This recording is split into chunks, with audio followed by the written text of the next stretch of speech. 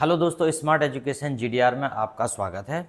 मैं एचआर कुशवाहा उच्च माध्यमिक शिक्षक 10th क्लास के स्टूडेंट के लिए पढ़ाने वाला हूं सारे लेसन्स। आज हम पहला लेसन स्टार्ट करेंगे अ लेटर टू गॉड। हमारे 10th क्लास के स्टूडेंट के साथ एक समस्या है, उनको लेसन पढ़ते नहीं बनता, उनको कठिन कठिन स्पेलिंग्स नहीं आते। उसके लिए मैंने सोचा है कि क्यों ना मैं इस तरीके से पढ़ाऊँ।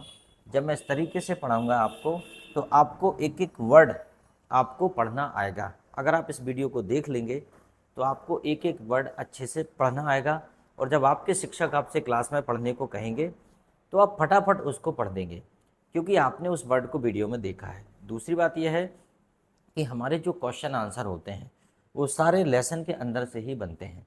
अगर हमने एक बार लेसन को बड़े अच्छे से समझ लिया है, अगर उसके कठिन वर्ड्स की हिंदी समझ ली है, तो हमें क्वेश्चन समझने में भी दिक्कत नहीं होती।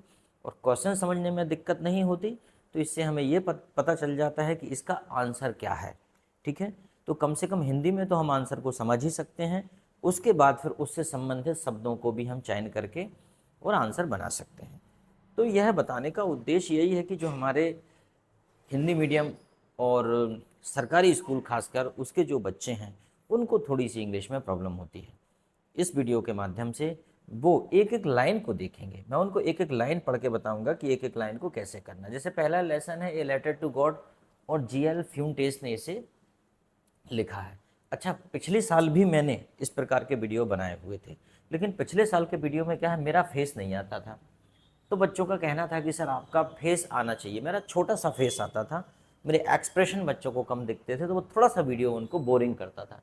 क्योंकि आजकल के बच्चों के जो बहाने हैं, नखरे, वो तो बहुत ही रहते हैं, आपको पता है। तो चलो अपन समय ना गवाते हुए इसको शुरू करते हैं। हाँ, और एक बात और, अगर आप 10th क्लास के बच्चे हैं और चैनल पर नए हैं तो इस वीडियो को लाइक ज़रूर कीजिए, अभी लाइक कीजिए और अभी एक कमेंट्स छोड़ दीजिए। और कमेंट्स में क्या लिखिए, आपका नाम लिख दीजिए। इससे मुझे ये पता चल जाएगा कि आप मुझसे जुड़े हैं, आप मुझसे जुड़ना चाहते हैं। इसी के साथ मैं आपकी इंग्लिश अच्छी करने के लिए स्पोकन इंग्लिश जैसी स्पोकन इंग्लिश और वोकैबुलरी, पर्सनैलिटी डेवलपमेंट और लाइफ से संबंधित बहुत अच्छी अच्छी बातें इस चैनल पर बताता हूँ। यह चैनल कम्प्लीटली एजुकेशनल चैनल है, तो आप मेरे साथ बने रहिएगा और एक बेहतरीन रिजल्ट लाइए। हाँ, एक और बात, ये जब हमारा समाप्त हो जाएगा लेसन, इस लेसन के बाद फिर हम इसके क्वेश्चन आंसर डिस्कशन करेंगे, बीच बीच में भी करते जाएंगे। और क्वेश्चन आंसर डिस्कशन होने के बाद फिर हम इसके ऑब्जेक्टिव्स भी करेंगे। मतलब ये होता है कि एमसीक्यूज, मल्टीपल चॉइस क्वेश्चन, हम वो भी करेंगे। उसके बाद आपकी क्वार्टरली एग्ज़ाम मतलब त्रैमासिक परीक्षा आने से पहले त्रैमासिक परीक्षा में जो सिलेबस पूछा जाता है, कितने एप्लीकेशंस आते हैं, कितने लेटर आते हैं, और रिपोर्ट राइटिंग आती है या आपका ऐसे आता है, क्या आता है, वो सारा का सारा हम कर लेंगे। मतलब हमने ऐसा डिज़ाइन किया है कि हम परीक्षा के हिसाब से चलेंगे। जैसे आपकी क्वार्टरली एग्ज़ाम आएगी, उसके पहले का पाठ्यक्रम हम कर लेंगे। एक और बात अच्छी है कि अगर मान लो बच्चा बाय मिस्टेक या किसी इमरजेंसी के कारण स्कूल में नहीं आ पाया है, तो इस वीडियो के माध्यम से वो बच्चा घर में भी बैठ के इसे देख सकता है। और मैं बार बार इसीलिए रिक्वेस्ट करता हूँ आपसे कि आप देखिए, जबकि आप सभी देखने वाले बच्चे ज़रूर मुझसे छोटे ही होंगे। फिर भी मैं क्यों करता हूँ, क्योंकि मैं अपने आसपास एक शिक्षित समाज को देखना चाहता हूँ। और पढ़ा लिखा आदमी बहुत अच्छा होता है समाज के लिए, वो सबके लिए फ़ायदेमंद होता है। अगर मान लीजिए मैं कहता हूँ कि भाई कुछ लोग क्या है, दूसरों से जलते हैं। जैसे मान लीजिए कुछ लोग उनसे ज़्यादा योग्यता हासिल कर लेंगे तो उनसे जलेंगे, कुछ लोग उनसे ज़्यादा सफलता प्राप्त करेंगे तो उनसे जलेंगे, कुछ लोग खुद से बड़ी गाड़ी खरीद लेंगे तो उनसे जलेंगे। जबकि मेरा दृष्टिकोण थोड़ा अलग है। मैं ऐसा मानता हूँ, अगर मेरे गांव का कोई व्यक्ति गाड़ी खरीद लेगा तो जलन के बजाय मुझे खुशी होगी, क्योंकि हो सकता है कि कभी ना कभी वो गाड़ी मुझे भी काम आ जाए, मुझे भी बैठने मिल जाए। अगर मेरे गांव का बंदा कोई हाईली एजुकेटेड होकर डॉक्टर बन गया या नेता बन गया, तो मैं इसे पॉजिटिवली लूँगा। हो सकता है कि इन फ्यूचर वो मेरे भी कोई काम आ जाए। और समाज के सफल लोग वो किसी न किसी के काम तो आते ही हैं। तो ऐसा दृष्टिकोण रखिए। मैं ये नहीं सोचता कि सारा काम मैं ही करूं, अगर किसी दूसरे ने भी कर दिया तो मैं उसकी जमकर तारीफ करता हूं, क्योंकि कोई पेड़ लगाएगा तो उसकी ऑक्सीजन चारों तरफ फैलेगी और सबको मिलेगी।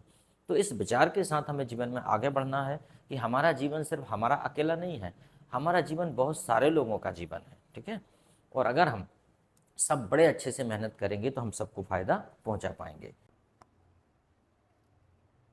तो यहाँ पे दिया है दे से, बिफोर यू रीड, इसको यहाँ कर देते हैं। They say faith can move mountain but what should be put our faith in. वे कहते हैं कि विश्वास से माउंटेन को हिलाया जा सकता है, विश्वास से पहाड़ को हिलाया जा सकता है, but what should be put our faith इन, हमें अपना विश्वास किस में रखना चाहिए। This is the question, this story delicately pose. यह प्रश्न है और इसको यह स्टोरी बड़े अच्छे से डेलिकेटली, बड़े आराम से, बड़े नाजुक तरीके से इसे दिखाती है। पोज मतलब दिखाती है। Lencho is a farmer who writes a letter to God when his crops are ruined। जब उसकी फसल नष्ट हो जाती है लेंचो की, तो वह भगवान को पत्र लिखता है।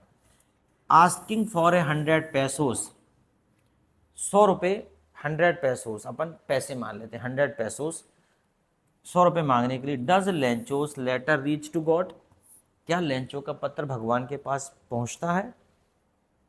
Does Lencho send him the money, does God send him the money, sorry God है, क्या भगवान उसे पैसे भेजते हैं।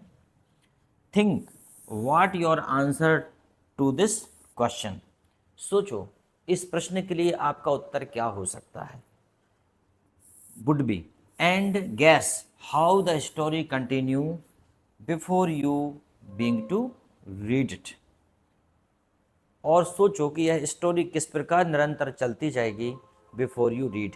आपके पढ़ने से पहले आप कल्पना करो कि यह स्टोरी किस प्रकार से कंटिन्यू आगे बढ़ती जाएगी। ठीक है, फिर उसके बाद इसमें दिया है एक एक्टिविटी, ये दिया है एक्टिविटी। एक्टिविटी का मतलब होता है ये एक्टिविटी दिया है। One of the cheapest way to send money to someone is through the post office. पहले क्या है, पोस्ट ऑफिस से पैसे भेजे जाते थे, इसके लिए एक मनी ऑर्डर होता था। ये देखो, ये मनी ऑर्डर दिया है यहाँ पे, ठीक है, इसके थ्रू पहले पैसे भेजे जाते थे, मनी ऑर्डर के थ्रू। लेकिन क्या आजकल ये व्यवस्था ख़त्म है, आजकल मनी ऑर्डर से पैसे नहीं भेजते हैं हम।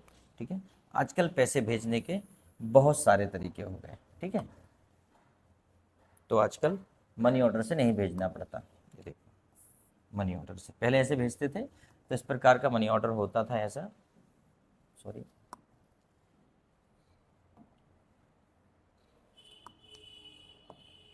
तो इस प्रकार का मनी ऑर्डर होता था पहले, ये देखो। ठीक है, अब इसको अपन नहीं पढ़ेंगे, ये इस प्रकार का होता था। Department of post of India, department of post of India money order इस प्रकार का होता था। इसमें अपनी ज़रूरी जानकारी होती थी, अपना पता, अपना नाम और कितना अमाउंट भरना है, वो सब इसमें होता था। और इसको हम इस पर सिग्नेचर करके इसके थ्रू पैसे पहले भेजते थे। पर आजकल तो ऑनलाइन व्यवस्था हो गई, तो इन चीज़ों की उपयोगिता नहीं रही। Think about you will be send the money to and how much, think. ठीक है, तो सोचो, who will send the money to and how much you might want to send money for a magazine subscriptions और to a relative और a friends. सोचो, क्या आपने कभी पैसे भेजे या कभी भेजोगे, और कितने, किसके लिए, कैसे, तो वो चीज़ इसमें दी है। चलो इसको अपन छोड़ते हैं। ठीक है, चलो यहाँ से पढ़ना चालू करते हैं। ये द हाउस, यहाँ से ये the house, the only one in the entire valley.